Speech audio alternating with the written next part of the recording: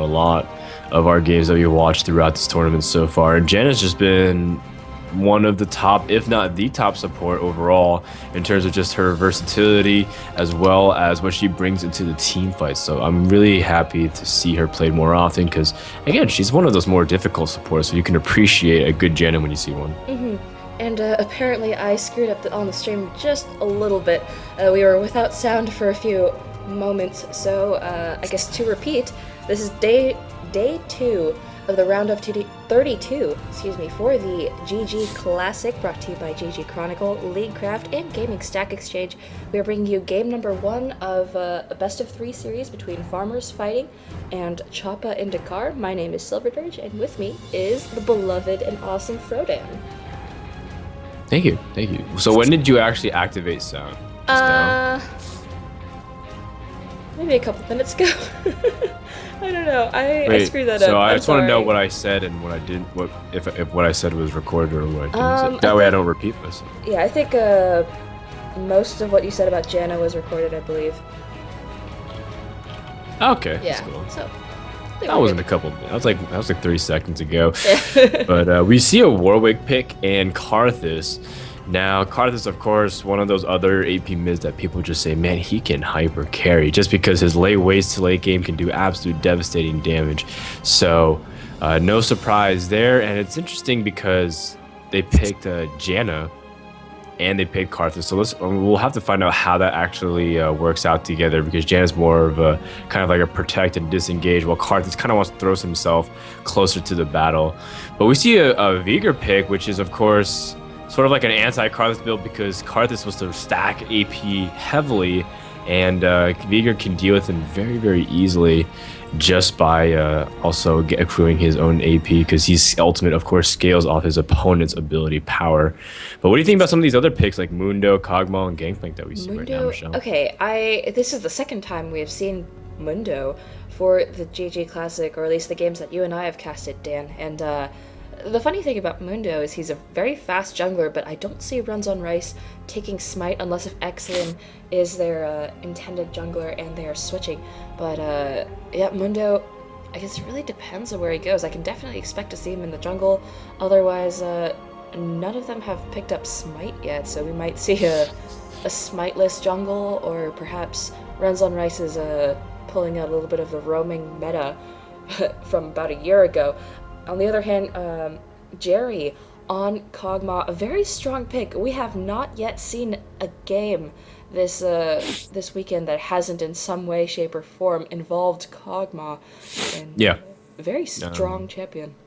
Yeah, Kog'Maw is seeing another resurgence just because the other AD carries that became huge flavors of the month, like Graves and Sivir, people have just found their weaknesses, and in the end, they've kind of settled into their place, especially, with a little bit of a nerf here and there. So it looks like we're about to engage, or about to start the game. Of course, we do have the 3-minute delay, so we can go over small things like team compositions, mentalities, and how they plan to execute, as well as summoners.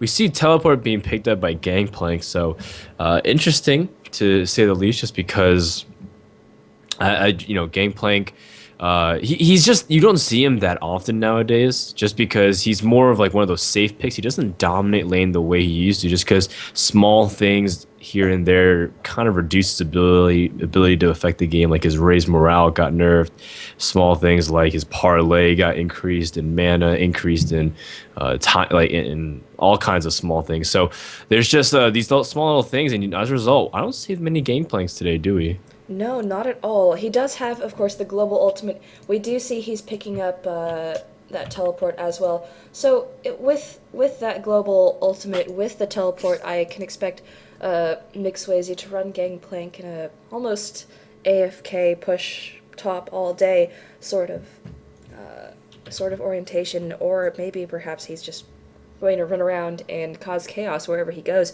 It really depends. I mean, Gangplank.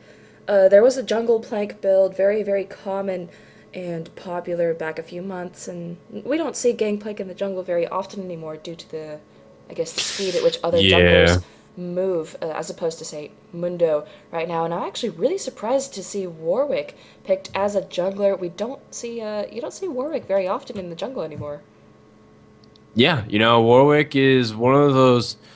He's kind of like a niche jungler. Like I think he works best with a full combo burst champion. In fact, one of the nastiest combos is Warwick and LeBlanc or Warwick and Veigar. Just anyone who can drop you like 100 to 0 or 100 to 10%. Even a champion like Annie when she gets her Tibbers and she's able to just incinerate you and just drop you to almost no health. Like Warwick just keeps them in place, and it's actually a super nasty combo that I see all the time between a lot of ranged fives. But something that's interesting to note is that they're actually we actually see Patoy is running support Yorick. So it's really interesting because we don't see Yorick too much picked as a support. Like it's just a very unconventional choice. And we do see 3 Ignites also picked up for their team in general with 2 Exhausts. So it's going to be a huge amount of direct engagements, the type of team that they have. They don't have too many people that can poke other than maybe Vlad's Transfusion and a little bit of Corki. Of course, Corki's really good at that very minor poke. But for the most part, both teams have pretty strong in-your-face engagements. And so we'll have to see who can actually execute. And I'm a big fan of Mundo Jungle, actually, because you're talking about how you're not sure how Mundo really works too much just because he's still relatively new, but he's just really effective, I feel, and he's kind of like Shyvana, but just a little bit scaled back. So I really want to see X1 do a good job jungling Mundo this game. And there we go. We got a lot of skins coming out. Bloodlord Vladimir. But even more fascinating about Mundo, I have to ask, Frodan, since I haven't jungled since... I used to jungle back in the summer, and then they made the jungle remakes, and then a bunch of my friends decided they would put me on support. But I have not jungled Mundo, but I have jungled Warwick. How are they, I guess, in terms of jungle clear speed right now? Mundo is really fast. I think he can clear by like 315 if you get a really good leash. The idea is that his Burning Agony just adds a lot of magic damage over like in a really quick amount of time, and his Masochism just gives him so much damage, especially as he gets lower. So actually, you can destroy red and blue buff really quickly if you just have those little the buff there. Excuse me, sorry, I just woke up, so I'm trying to actually find my words. I'll get more eloquent as the day goes on, but that actually makes the reason why dueling Mundo early on is actually absurd. Back in the day, Mundo used to go top lane, I remember, and he was kind of like one of those really strong laners like Pantheon, but just dropped off enormously quickly.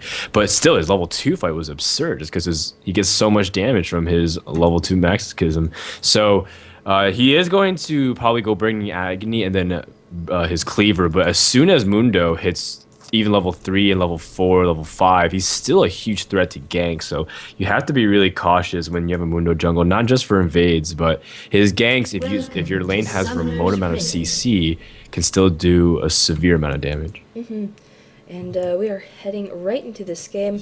Looks like Choppa in the car is up in the top right. In the bottom left, we've got Farmers Fighting. This is also the team from Texas A&M University, I believe. Oh, cool. Yeah. Cool. Yeah, it's always cool watching collegiates play in really high profile tournaments, just because it's like, man, they get to bounce school and be like this on the stage of a huge amount of viewers watching, so it's really cool to watch. But we do see the level 1 they attempt here from our purple team here, and they're trying to see if they can secure the red here at least. And Mundo, of course, if he starts red, can just immediately gank off of that. Now, the way that the opposite team is positioned, though, they can't really do anything. And Warwick is like unbelievably weak, level 1. So level 1 fighting ability is really one-sided in this case here. And looks like they're not going to do anything to try to go in there. Jerry actually setting up here in this bottom area. Looks like he might be looking to take the small golems first, or perhaps just keeping his eye out for the rest of Choppa in the car. No, they are backing up. They know there's danger there if they decide to linger around anymore. And Tommy here on Warwick for Farmers Fighting will be starting on the normal, I guess, Wolves blue buff route that we see. Oh, wow. Wow. They even pulled double golems, which is actually a really neat trick there. And so I didn't expect him to actually do that. It's a little bit greedy, actually, because you never know what your opponents are doing. But for now, I guess they're assuming Warwick is just going to go the safe route. Now, this is an interesting point of the game because if you're a person, this might have happened to you a lot. So what did you do as Warwick? He has a couple options. He could just opt to go straight for their opponent's red and really bank on the fact that Mundo, they know that he's trying to gank. That's just what he loves to do at level 2. But they also see that he's moving towards their red. So now Tommy has to be really careful because Mundo also still snowballs extremely hard, so you have to be really cautious not to do that. And in fact, Tommy actually uses his smite on the large golem, so he's actually probably going to get out of there really quickly and try to avoid a direct conflict with Dr. Mundo. And yeah, Mundo in the meantime is going around to take his own blue. Back in bottom lane, actually, we had a little bit of a mishap with Bloody Big Boss, who decides to face check the Tribush right into Corky and Yorick as they're returning to lane from helping Mundo out on the enemy's red buff. But Jerry here we see is getting zoned really hard without help from Janna, and they're having difficulty here in this lane. We've got also Excellent looking for a gank here on Karthus. There's Event Horizon. And he missed the cleaver though, so he actually can't follow up too much on that. So Excellent didn't think Jinte was gonna land that Event Horizon stun, so ends up overestimating his projection. But it looks like he's gonna go back for round number 3 and does land the cleaver. Exhaust also pops here, as well as the ignite. Who will get first blood? Looks like it will go to the Choppa and the car team here, and they end up getting the kill also on Vigor, which is really important for that extra 5 ability power. Very well done by Excellent to remain alive, and that's what I guess that's what makes Mundo so interesting. He does this this goes where he pleases. And we've seen Mundo in a lot of games so far this weekend, and he's kind of one of those champions that you kind of have to target down until he's completely dead, and if you don't, well, he'll just regen back up to health, and it's very frightening if he can just run back into a team fight where you thought he was already dead. Yeah, and so Mundo's, of course, he's not done yet. He's gonna definitely start ganking more often. Of course, he's one of those people that you have to be cautious because it's so easy, it's so tempting to just gank over and over, but then you just fall behind in jungle. So he's been doing a good job though. You just have to just stay on pace with your enemy jungler, and that'll be a good way to check. Now, something interesting about bottom lane is that Yorick was a support pick after Janna, and so the idea of support Yorick is just to harass non-stop and just really push and zone the enemy carry. And the whole idea, the way to counter it is through sustain, but because Janna has been such a big trading support, not necessarily sustain support, this is why Yorick is really good, because his sustain harass is just very effective. You can tell because Jerry is constantly getting poked back and forth, both by the ghouls as well as runs on Rice's auto attack. So great job there, and you can immediately tell a huge lead, 32 to 14. So it's a very, very significant lead just 5.5 minutes into this game, Michelle.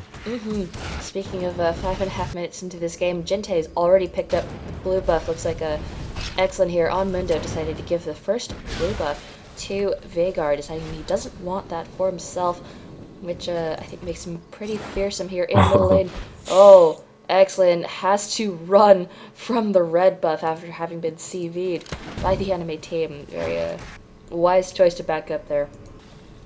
Yeah, and that was actually really, really important that Janna landed that CV too, because it gives Warwick a sense of timeline. He says, okay, well, he stole my first buff. In fact, the red buff is still up, and more importantly, he knows that he's actually not behind in levels, and that's actually really important for Warwick to gauge, just because Warwick it just is so slow to get going, and everyone knows Warwick is kind of an AFK jungler until 6, otherwise he's not that effective. So really good job there by Janna to continue to do that, and just making sure to keep tabs on Mundo is also really important, just to track his movements, because again, he's pretty sneaky ganker sometimes if you're not cautious, especially if he just comes out and lands that cleaver. But overall, looks like we see is pushing up super hard on McSwazy though, because again, he knows that Warwick, because he didn't get his initial red, is actually severely behind level. And over in mid, looks like Jinte actually managed to kill off double A here. And that's just kind of really, really bad job, because Vigor, this is like he only gets stronger at this point. So you want to try to reduce the amount of times you die early on to a Vigor mid lane. It looks like he has picked up the Kage's lucky pick. We'll see a Deathfire grasp cutting out of him really, really quickly. Pings here on a red buff. Not sure if Tommy is aware that both Excellent and ggClassic have a timer on this. Oh, here they come. And there's the event horizon. Tommy is stuck. Oh, there's the Gangplank ultimate just in time to harass them all back. But well done by Warwick to get out of there, and well done by Gangplank. I think he just reached level 6. In the meantime, the rest of Choppa and Dakar will be taking Farmers Fighting's jungle. Yeah, you know, it's really, really important right now that they're still maintaining control over Warwick's jungle and just not allowing him to reach 6 comfortably. I was looking at Tommy's, like he's just pretty much not able to really do anything. Also, he had to use Flash to escape out of there as well, so pretty uncomfortable. And the way Excellent's paying looks like he's gonna go mid one more time. Exhaust should be back up, and there it is. Looks like he's gonna pop it. Divine Horizon also drops, and just like that, AA should end up dying here, but ggClassic is so close to killing him. No, is not able to land anything like the ignite, and is also both on cooldown. But the most important thing is at least he drops him. But oh, he does manage to pick off Excellent with a Requiem. I didn't expect him to actually be able to finish him off, but Excellent playing a little bit too greedy there with his Burning Agony. That's also kind of the double-edged sword, because that W, Burning Agony, does take out a lot of your HP. And almost picking off both Corki and Vagar in the process as well. Corki will be able to back up just fine. Patoy here in bottom lane now getting harassed very hard by Jerry and Bloody Big Boss without having runs on Rice there as company. But yeah, in the meantime, I gotta on Vladimir pushing very, very aggressively just this whole game. Yeah, and you know, the idea is Vlad is just really good against boosters, just going to out-sustain them. But wow, actually, Janna just actually managed to pick off York right over there. I didn't exactly catch what happened, because you were saying Vlad's pushing up, and I'm like, oh, what's going on top? But did you catch what happened at bot lane there, Michelle? Yeah, Bloody Big Boss and Jerry continues to just chase Patoy and through the bushes. Instead, Jerry decided to flash forward and get the kill. But here comes Jerry, taking a lot of damage from runs on Rice, who's got thirst for blood after his own support player has fallen. But yeah, here we go. Runs on Rice being able to retaliate with Jerry as soon as Bloody Big Boss turns around. But we've got a dive here on McSwayze up at the top lane. There's the Vlad ultimate, and McSwayze will go down. In the meantime, both Patoy and Corki are back in bottom lane, and the rest of Farmers Fighting. Oh wow, they are just taking a lot of damage everywhere from Choppa in the car. Karthus went from 100 to 50% health in a single combination here by ggClassic, and he's barely got his first item yet. That's pretty terrifying. Yeah, I mean, of course, you know, Vigar's just a person who just racks up that ability power, but at the same time, Karthus is still pretty fearsome as well, so there's no real sense to underestimate each other. But ggClassic's been the one setting the pace. Another event horizon, though, and AA is actually just taking more and more punishment 24/7, and we do see again that Mundo is going to try to pass off blue now. Vigar with blue is absolutely fearsome, but Thomas finally passed level 6. He does walk over a ward though, and the way ggClassic is signaling is saying at least come and potentially try to counter gank, and that could be a huge dynamic as soon as Warwick enters in. They're definitely going to try to suppress and try to interrupt each other's combos. But in the meantime, looks like we do see a general gold advantage despite being only up 1 kill for our purple team, as they do have the CS advantage, and it looks like they're just constantly pushing lane and doing a good job here. Of course, Vlad up 91 to 66. Corki is up 89 to 43, so huge advantages in terms of creep score in that department. And Tommy just waiting in the eaves here for Igata to just continue pushing. I think he knows this ward is here, which is why he traveled up through, almost past the lane. Excellent teleporting back. Toy's gonna go down here, actually bottom lane, because of that Gangplank ultimate, was just slowed him way too much. And Patoy saying, what is going on here? Looks like Igata actually is able to take turret though, because he wasn't able to use that. But here we go mid. Looks like we do see that AA 24/7 is gonna actually flash forward and picks up the kill on ggClassic. A huge play here from Karthus does end up getting the kill. McSwayze even teleporting in and adding some damage, and they will be able to swing mid-tower. Now, of course, Igata is coming mid. He's going to try to see if he can sneak in some damage on double. He does flash forward and the transfuse, which should be able to pick up the kill, and he's going to try to see if he can sanguine pull away to safety, and Tommy and McSwayze can't do anything, so a fantastic job here by Igata to at least repair some damage, and does even have to score a little bit. But the most important thing, though, is because of the lack of farm here from farmers, farmer fighting, they're not able to actually get that strong of a gold advantage, so they needed to be able to get that kill and secure a tower, but a good job there from our Vlad player to really patch things up. Meantime, we're seeing a lot of the same thing from bottom lane. Both Jerry and Bloody Big Boss getting harassed by that Yorick poke here. Oh, Bloody Big Boss here getting chunked for a lot of health. There's the Gatling gun, runs on Rice, will pick up the kill. Jerry in a lot of trouble. There's a Yorick ult as well, and Jerry will be the next to fall. But Acathean surprise, will it pick anyone off? Oh, runs on Rice, will flash out of the way the last second to get rid of that. Very well done here in bottom lane. Good play by runs on Rice and his aggression there. Yeah, you know, it was a great job and really calculated risk, and it was really dangerous because Runs on Rice also was out of mana, so even if Valkyrie came off cooldown, he would have been in a huge amount of trouble, because a lot of times, I mean, I'm guilty of that whenever I play Corki, sometimes burning your mana way too much. We do see that Igata is still pushing top, and the way Excellent is posturing himself is a very aggressive manner. They're probably going to try to jump on McSwayze and just give him that much more of an advantage, but they're also timing blues and trying to keep it away from Karthus. We could see the next potential engagement here. McSwayze probably knows as well, and he does reveal himself. The clairvoyance does pop, and these three members from Kapocha Car is actually revealed here, but they should be able to get that blue easy peasy, and that's really important, again, just to deny Karthus that blue.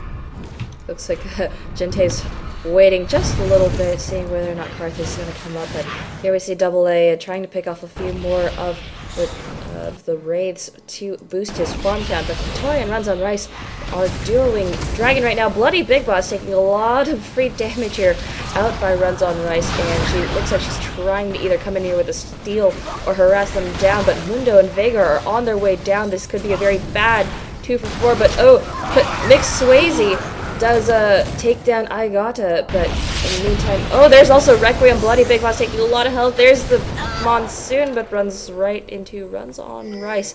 Jerry waddling back to his tower as best as he can, but that is a 4-man dive, and he is, ignite, like, they didn't even ignite for that. That was just no, there's no need. I mean, as soon as one moment and gone the next. Yeah, I mean, as soon as Vigor just drops his Primordial Burst, Kaguma just absolutely dropped to nothing. So it was a fantastic job there by Choppa in your card. Also, they got Dragon. Don't forget that. So their goal advantage now is around 4,000, despite only being up a few kills.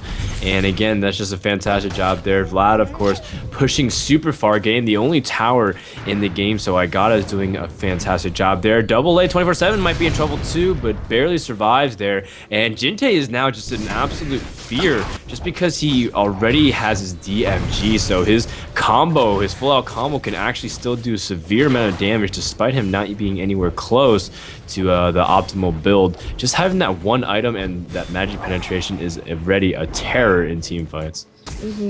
Choi here doing a great job in warding. Actually, vision, I would say, is fairly even right now. We'll take a look at that really quickly. Yeah, they did see, pretty much, Janet walked into the dragon earlier, did give up a kill in that, but the rest of Choppa in the car, besides having vision where they want it to, they're doing a wonderful job in estimating where their opponents are with or without a clairvoyance.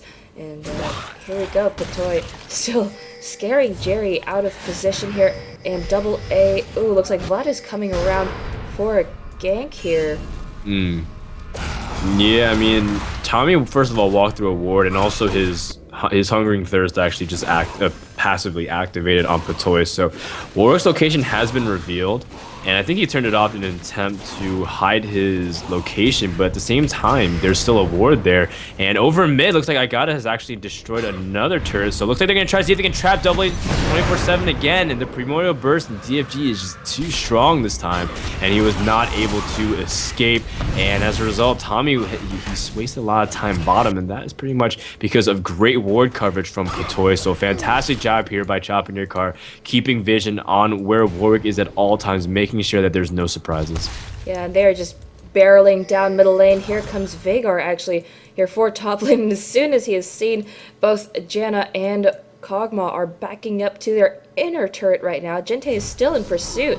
But no, they're going to back up, start clearing away a little bit more of the jungle. But I guess they realize they definitely have the opportunity to take bottom lane. Easy peasy. Tommy is just wandering around and unfortunately kind of wasting a lot of time trying to protect lanes that are already kind of too late to protect. Patoy's trying to bait the other team out just by constantly trying to go back in their vision. Now they're trying to go after the turret. They might just go for a 5-man swing here. Runs on right, immediately goes for the turret. Bloody Big Boss is under a huge amount of damage. Jinte already nukes Karthus as soon as he got there. McSwazy will be the next one dropping, and Tommy looks like he is ill-fated for this planet. And Jerry, as soon as he gets to the fight, has to flash out here. Igata's gonna tower dive. He doesn't even care at this point, as Kog'Maw will get credit for the kill, but it was a 5 versus 5 over there, and overall only one member from Choppa in your car ends up dropping, and that is an ace. So looks like they will go up 15-7 here with almost a 10,000 gold advantage, and this is a very, very strong lead from Choppa in your car, and I can definitely expect and ride this momentum up for the next coming Baron fight that's going to happen inevitably within the next few minutes. Yeah, this is a 18-minute mark. Baron is up, and Choppa in the car with a very demanding lead right now. Actually, we see a lot of the rest of Choppa in the car filling out the rest of their builds. We've got a Woda and a Rabadon's out on Vladimir. Very frightening combination indeed. And the rest of, I guess, Corki has decided to go with a Trinity Force build right there. And we see Yorick with the typical support items. What else is there to note? I think that's about it for now. But Patoy also with an Oracle, just clearing out whatever he can, and looking for a red steel. But Tommy will have that in his hand, no problem. Yeah, fantastic. So, overall, we'll have to check on. I mean, for the most part, this is kind of the point where CS really starts kicking in as well. So you can see that 3 members are in triple digits from Choppa your car, but we only see that the highest CS is actually from Gangplank and top lane. So Kog'Maw is supposed to be way more fed, and as a result, he only has double Dorans, and he doesn't really have. He only has a Wriggle, so he doesn't really have much going on for him. Looks like the first blue is actually going to drop. Get here for farmers, so they're going to try to see if they can secure that. But for the most part, Choppa in your car just controls the jungle so well right now, so just even grabbing their own buffs is a point of insecurity. They are just going to back off. Looks like, again, Igata just pushing down top tower, and for now, they're just going to be 10 with split pushing because Ronzon Rice is bottom, so, they're strong enough, and I think, actually, even if they fight 3v5, they'll still be able to pick off someone and run away, so right now, Choppa in your car in full control over here, Silver Dirge. Yeah, and Karthus here has picked up a Rod of Ages. Not sure if that's the best choice right now, but hey, he already had the items. I guess I might as well just take them, because I don't believe this game will drag out long enough for him to get a full Rod. But here we go, Patoy and runs on Rice, doing a lot of work here in bottom lane. Same thing with Igata. He's working on the inhibitor turret already, and excellent. They're just they're stretching. Farmers fighting really, really far right now in their own base. They're just attacking on all 3 fronts. But here comes Jinte. Wow, excellent. Oh my goodness. Excellent play there. And unfortunately, Bloody Big Boss with a little bit of a late ultimate there. That is 2 members of Farmers fighting just gone. They just disintegrated here in front of both Runs on Rice and Jinte. He's actually coming back and continuing to farm. But well done. Yeah, I mean, the highest health count or HP maximum bar is for farmers is Gangplank at 2100, and he gets bursted down way too fast just because of Corki and Veer combined can absolutely drop someone really quickly. Looks like we see Choppa in your car just working on bottom tower over here. Tommy's actually just going ahead and auto attacking excellent here. Here comes Gangplank's cannon barrage here. Looks like they might be the last stand. Runs on Rice, forced the Valkyrie away. ggClassic is actually going to drop here. Tommy does manages to pick up the kill. Excellent is on the escape here. Runs on Rice is hoping they don't find him, but 24/7 does end up kicking up the kill here. And but the whole same time though, Igata is still backdooring. So looks like he's still working on the turret. So not exactly the best victory because they did lose an inhibitor up to the north, but will they pick up the kill here? Igata turning around and fighting, but 5v1 shouldn't be able to do too much. Might be able to pick up the kill on double A 24/7, and he does though, and that is the fearsome Vlad we all know late game, just absolutely able to stay in fights for way more longer than he should. Accent trying to pick up a Constellation Dragon, which should be able to boost your gold counts even more, but Choppa in your car still in full control despite seemingly to lose a team fight there. And, oh, there we go. Warwick picking up an Aegis and Vagar with Rabadon's Janna actually picking up an, excuse me, an Oracle's already, but there's a single Lord out in the entire map right now. Not sure if that's the best of purchases, but I do suppose if you're playing support, you might as well do what you can for your team. And I would like to see them kind of ward up and just turtle down and see what they can do. Try to catch members of Choppa in the car out of position and capitalize on that instead of allowing Choppa to kind of set the pace of the game and stretch them however they want. Yeah. So it just basically just gives them that patience like you were saying. And, you know, actually, I'm surprised at the lack of vision from both teams. Just because, again, Patoy's been cleaning up everything with oracles, but at the same time, they haven't been warding as aggressively. And Bloody Big Boss hasn't really picked off that many. We do see a potential Baron fight over here. Now, of course, Patoy did end up putting the ulti on runs on Rice here. Looks like we have the Event Horizon. A lot of members from Farmers are caught here. Looks like Maswayze forced to flash and get out of there after Ignite, but runs on Rice does pick it off anyways. Tommy does clean up ggClassic, but at the same time, runs on Rice also managed to pick up another kill here on Big Boss. Patoy finally drops as Double A was managed to pick off kill there, but that is another ace for only 2 members of Choppa in your car, and you can see that they're already still very intent on completing Baron, as Igata is actually going to go ahead and run, try to pick off the turret, and potentially just finish the game right here without necessarily the assistance of Baron Nash. Or runs on Rice and Excellent. I don't think they can actually do this here, Michelle. Yeah, they are, they're cutting it real close here. Ooh, runs on Rice has been executed. But as a consolation prize, Igata has finished the first Nexus turret, working on the second. Maswayze, Double A, and Bloody Big Boss here trying to clean up. There's the Vlad ultimate and the pool right under the turret. You will go down. Bloody Big Boss picking up the kill on that. And there we go, runs on Rice. Executed by Baron. That is a sliver of hope for Farmers fighting if they ever decide to continue fighting against Baron again, I suppose. Yeah, but in the end, Michelle, the real story of the game again is the ability to farm. As we see, Corki is 9-2-5 with 170 CS, and Vladimir is 6-4-7 with over 200 CS, leading the entire game. And that just kind of goes to show you also the extent of teamwork that Choppa in your car is doing. Most of everyone already has a pretty high assist count, so for most of the kills here in this game, there's been a lot of teamwork in that department. Now we do see a Baron sneak attempt, sort of a counter Baron if you will, and looks like they should be able to pick it up, and Exton gets there a little bit too late. Looks like Jerry's on the hunt. Keep in mind, Kog'Maw is fantastic against a person like Dr. Mundo just because of his percentage health-based damage on his Bio Arcane Barrage, so it's really important that Jerry focuses him if he has the opportunity to, if the Exton was caught out like that. But still, you know, Jerry wants to blow up people like ggClassic, also wants to blow up people like Runs on Rice just because they are so squishy, and so he has to be really cautious because Jerry's probably the biggest focal point of the entire battle for Farmers, just because if you can protect Kog'Maw, your chances of survival will be really high. They still have to play defense though. The hardest thing is that there are towers that are incredibly weak protecting inhibitors that are extremely vulnerable, so Choppa in your car, despite the fact that they don't have Baron, feels so strong that they can just even push up against Farmers here.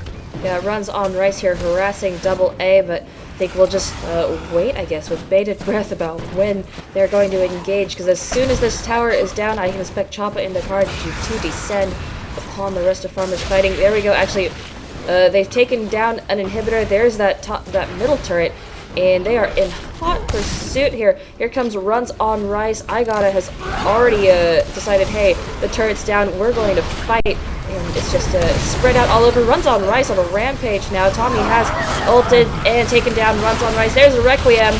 Not going to pick anybody off, but Jinte taking a lot of damage. Tommy getting greedy. Does die to that. And Jerry, last one standing. They did a great job of protecting him, but unfortunately there were too many to try to kill. And that will be game number 1 between Farmers fighting and Choppa in the car.